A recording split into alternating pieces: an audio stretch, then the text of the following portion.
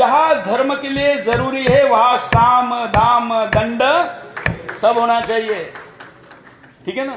कोई गौरक्षक छुड़ाना है और उसके लिए अगर ऐसा करना पड़े तो दे दो, लेकिन उसको छुड़ा के ला। बहुत न्यायप्रिय बनने की जरूरत नहीं है। धर्म के लिए ये सब कुछ जायज है, जरूरी है, आवश्यक है, करना चाहिए। शिवाजी महाराज जी का उदाहरण है। कल्याण भिवंडी पर कब्जा करने के बाद शिवाजी महाराज जी ने यवनों की मस्जिदों को पुनः तोड़ा, जिन पर मंदिर पे ऊपर बनाई गई थी। ग्रंथ का नाम दे रहा हूं, केवल ग्रंथ का नहीं दे रहा हूं। उस समय जो विदेशी यहां पर आया था, उस विदेशी ने जॉन फायर, इसने लिखा हुआ एक पुस्तक है जो कि भारत के किसी संघ वाले ने नहीं लिखा है। उस समय उसने, जॉन फायर ने लिखा हुआ पुस्तक है जो आज भी विदेश के लाइब्रेरी में उपस्थित है। वो कहता है कि शिवाजी महाराज जी ने जब कल्याण डोंबिवली का राज्य पुनः लिया तो उन्होंने मस्जिदों को अन्न भंडार के रूप में बदल दिया और जो मस्जिदें मंदिर पर बनाई गई थी उनको तोड़कर पुनः मंदिर बनाए। क्या धर्मनिरपेक्षता हमको सिखा रहे हैं? यही न्याय होता है। और ऐसे कितने हैं? 4 लाख मंदिर इस देश में ऐसे हैं जो आज मस्जिदों के नीचे दबे हुए हैं। ये लड़ाई केवल काशी और मथुरा की नहीं है, उन 4 लाख मंदिरों की है जिनको पुनः प्रकट करना है। तभी ये शिवाजी महाराज के हम वंशज ऐसा हम कह पाएंगे।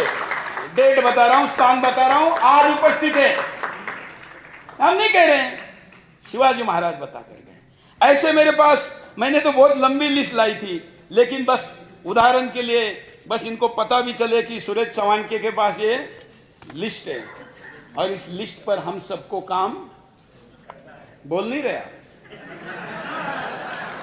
वचन लेकर जाऊंगा, इस लिस्ट पर हमको काम, इस लिस्ट पर हमको काम 4 लाख मंदिरों को मुक्त। हमारा दुर्भाग्य है कि 75 वर्ष की इस तथाकथित आजादी ने, तथाकथित इसलिए मैं कह रहा हूं कि मैं इसको संपूर्ण स्वतंत्रता नहीं मानता। जिस देश के राम जी के मंदिर को स्वतंत्रता के बाद बनने में या निर्णय करने में भी 75 वर्ष लग जाए, उसको मैं स्वतंत्र नहीं मानता। जहां पर आज भी काशी में महादेव मस्जिद के नीचे है, उस देश को मैं संपूर्ण स्वतंत्रता नहीं मानता। और जहां पर कृष्ण की जन्मभूमि भी अभी मस्जिद के नीचे है, मैं उसको संपूर्ण स्वतंत्रता नहीं मानता। ये देश हिंदू राष्ट्र बना रहे इसलिए आयोजित किया जा रहा है, इसमें कोई संदेह नहीं होना चाहिए। किसी के मन में कानून, संविधान, अरे भाई ये संविधान भी तभी तक संविधान रहेगा जब तक शिवाजी महाराज को मानने वाले लोग हिंदुस्तान में रहेंगे। दरिंदे औरंगजेब को मानने वाले जब आएंगे ना, तो ये संविधान भी नहीं रहेगा, लोकतंत्र भी नहीं रहेगा, संसद भी नहीं रहेगी। कौन से मुस्लिम देश में लोकतंत्र है? पूरे विश्व में मुसलमान बढ़ते ही जा रहे हैं। 57 देश हो गए, पर्शिया, ईरान, और भी ये अफगानिस्तान हमारा ही था। आज 33% भूभाग हमारे पास नहीं है। लेकिन ये सारा क्षेत्र जो घट रहा है, शिवाजी महाराज जी के पास ये कॉन्फिडेंस था कि इस देश में पुनः लोगों के मन में आत्मविश्वास पैदा करे कि इसको हम दोबारा ला सकते हैं। तो उन्होंने क्या किया? क्यों मुसलमानों का साम्राज्य भारत में आकर ही रुक गया?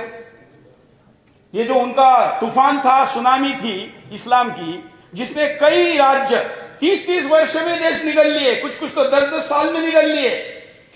पूरे हिंदुस्तान क्यों नहीं निकल पाए? यहां तो बड़े वर्ष रहे। हालांकि पूरे हिंदुस्तान पर कभी भी मुसलमानों का शासन नहीं था। कभी मत कहना कि हम 800 वर्ष गुलाम थे।